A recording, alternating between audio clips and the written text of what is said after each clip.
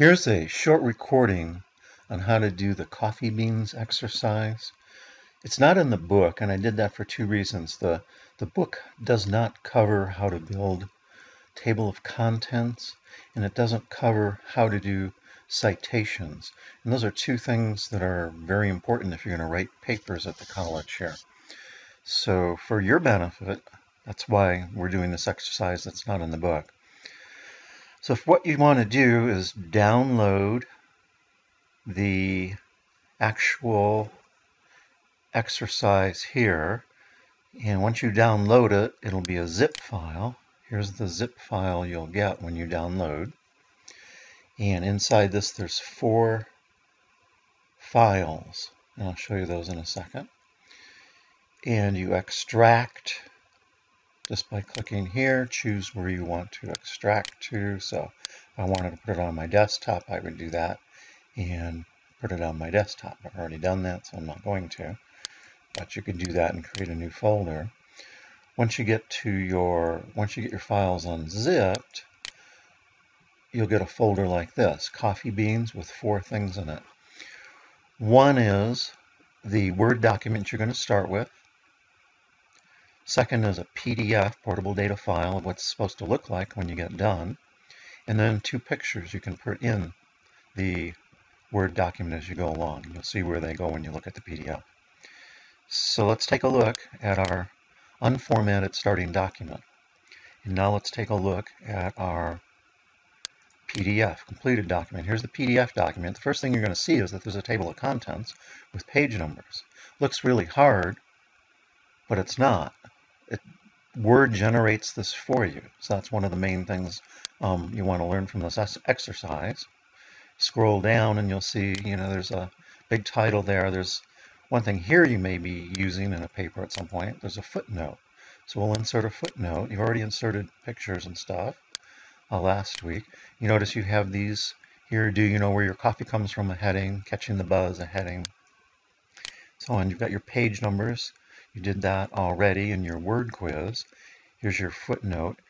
And one of the big things, here's a table you can play with. There's a picture that's in the middle. All I've done here with this picture is did one of the settings for images, a round thing, and I made it tight wrapping so the text actually wraps round around this round object. And there's another table. And down at the bottom here, you have the works cited. So all the way through this document, you'll see works cited, for example, here, Mayo and Merlingo. So how do you put those in, citations, and then how do you get those to come out at the bottom here automatically? So that's what we're going to be looking at doing. There's Mayo and Merlingo at the bottom. Does that make sense? You'll notice there's a Cagney here too, love coffee, Ben, self, paper. Okay, so on. So that's what we're going to try and get to. So let's do first things first and do some of these headings. We're going to use styles here. I'm going to come to my home sheet. I'm going to take this How Coffee Works, and I'm going to use the styles up here. So I'm just going to click, make that a big title. Next one here is a title as well. I could make it a title, or I could make it a heading 1. I could make it larger and do things to it. Now, important thing, this is how the table of contents comes about, is, let's look at our table of contents again real quick, just to be sure what we're doing.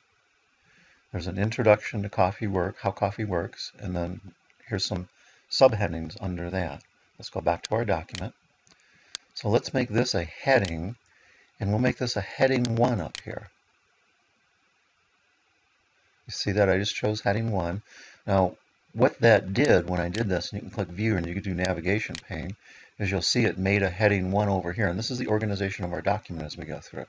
And I'll come down here. I'll make this go to home. I'll make it a heading 2. And I can click out here, heading 2. Another thing I can do to make this real quick is I could double click my format painter. Notice every time I come over text, I get the little paintbrush. And when I double click it, it's going to stay that way until I tell it not to. So I can say, yep, I want you to be a heading 2. I want you to be a heading 2. I want you to be a heading 2. I want you to be a heading 2. I want you to be a heading 2. And I think that might be it. So I have these heading 2s. To get out of the format painter, I'll just click up here. So I'm back to my normal. You notice over here I have an organization of my document now. It's all set. Just clicking on those and making them heading 1s, heading 2s, or heading 3s as need be, I can come back to the top of my document now. Maybe insert a new page, come in here, and I'll insert a page, blank page. So I've got a blank page up front. And that's how I have, if you look again, that's where the table of contents is. It's on a blank page. So how do we get a table of contents from here to our page? You go to References, Table of Contents, and just choose one. Bang! There's your table of contents. It's that simple. Once you get those headings in there, the document just automatically pretty much does it itself. Okay? I'll come down here to our first page. Now, one of the other things you'll remember as we looked at our document was this one here, Introduction to How Coffee Works. That actually is a footnote which goes to the bottom. So you may or may not have to do footnotes at the college. I'm not sure. Come back to my Word document. But the way you do that is just highlight that phrase and come to References and insert footnote. And there's a footnote there, and in this case it's a link to How Coffee Works, which is actually a working link. So I'll come to my browser here, add a tab to it. This is Chrome, so I can just go to How Coffee Works. And I'll get a link here. How coffee works and how stuff works. There's my link to How Coffee Works. I'll come up here and I'll click on my URL. I could also highlight it. I'll copy it. So that URL is now in my clipboard. Come back to my Word document, highlight my link statement down here, and now I can come up to insert hyperlink. And it's saying, well, what address do you want there? Well, I've got it in my clipboard, so I'll just paste it in. So now I've got a working footnote that is a link to an article about how coffee works. Make sense? Okay. Now I've got some, I have some quotes in here. You'll see them here. If I were to, I can close my navigation pane now. I'm done with that. I don't need to worry about that. I've got my table of contents.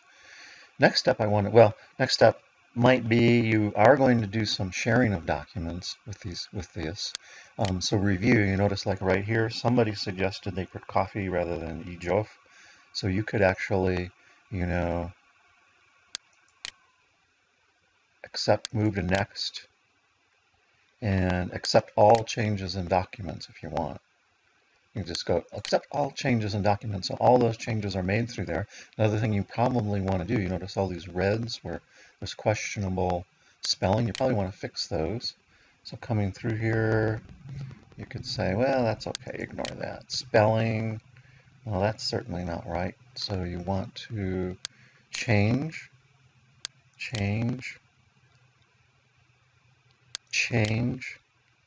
You can just say change all, but you don't want to change her name, so you want to ignore her name.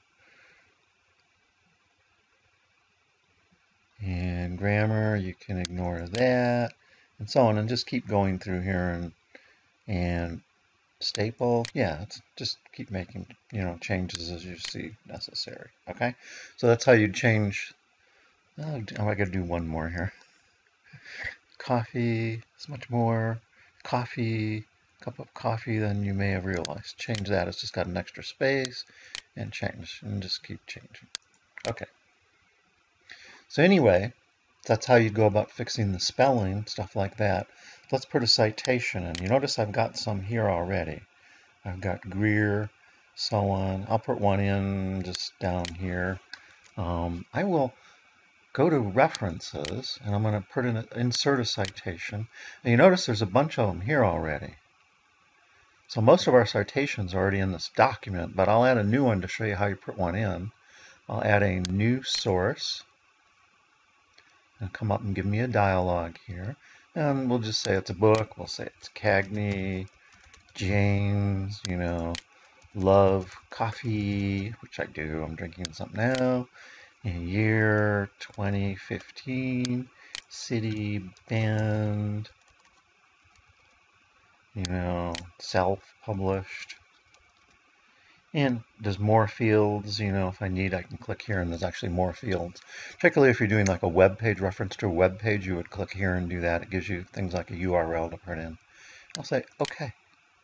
So you notice now there is a reference for Cagney. And you have these other ones, other citations all through the book. So I'm going to come to the end here.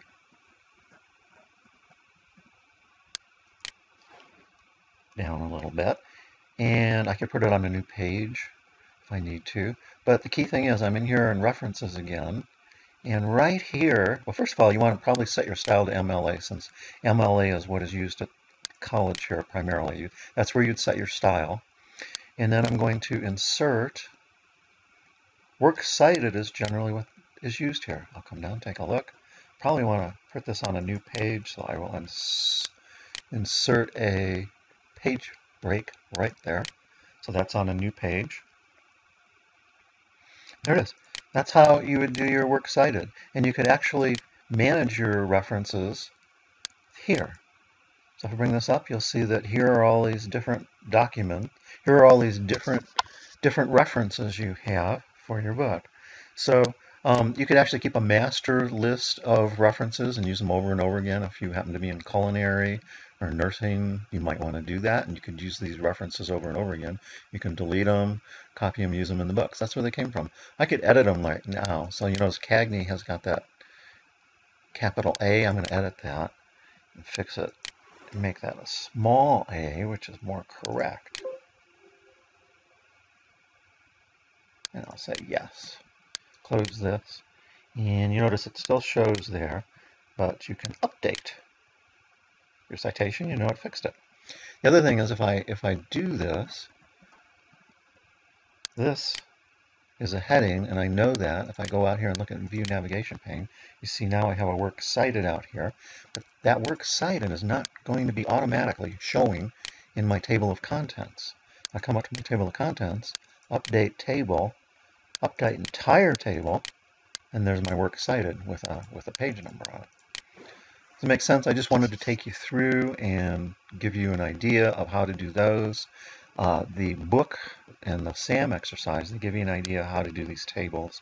So you could insert a table here, for example, and insert table, and you've got a table at that point. So I just highlighted the stuff and I went up to insert. I know I did that quick and I just did insert table. That gives me a table. I can size this table now to whatever I want. Come in here, grab the edges, drag that in, drag that in, drag this in, drag this in. They're kind of fun to play with. You can do whatever you want. I probably want to put a heading in here, so I'd right-click on it, right-click on the top one, and insert columns to the left, rows above. So now I could say, number 1, country, and produces, I don't remember what the actual table thing says. I could color, these, come up to home, and fill them in with a color of some kind. So there's lots of things you can fill with a color of some kind here. Something like that. And I can take my whole table, you notice this little plus sign? You do that represents you're capturing the whole table, and I could make changes there, or I could say center it on the page, and that's my table, and you can do the same thing with the other table.